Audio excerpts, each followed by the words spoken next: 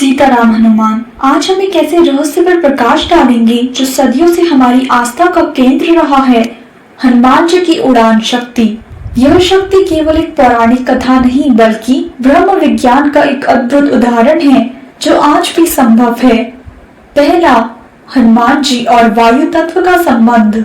हनुमान जी को वायु पुत्र कहा जाता है क्योंकि वे वायु देवता के पुत्र हैं।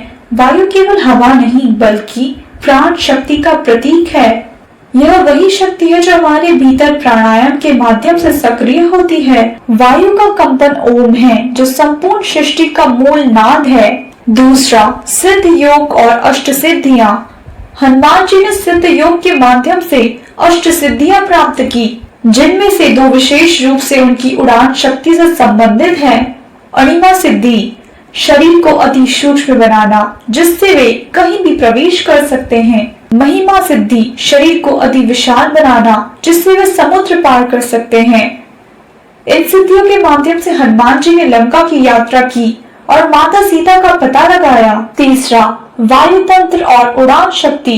वायु तंत्र के अनुसार वायु तत्व की साधना से व्यक्ति वायु गमन सिद्धि प्राप्त कर सकता है जिससे वह आकाश में उड़ान भर सकता है। हनुमान जी ने इसी सिद्धि के माध्यम से अपनी उड़ान शक्ति को विकसित किया। वायु गमन सिद्धि से व्यक्ति आकाश में उड़ सकता है। चौथा, आधुनिक विज्ञान और प्राचीन ज्ञान का संगम।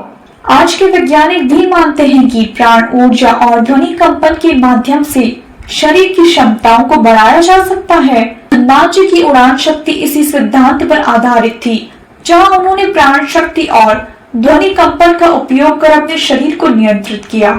हनुमान जी की उड़ान शक्ति केवल एक पौराणिक कथा नहीं बल्कि ब्रह्म विज्ञान का एक जीवंत उदाहरण है।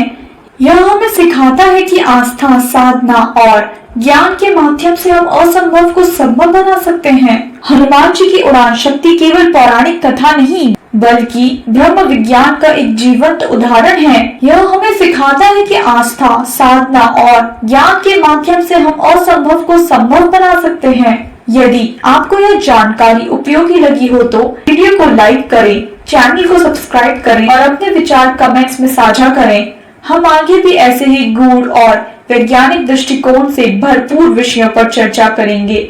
जुड़े रहें क्योंकि ज्ञान ही शक्ति है।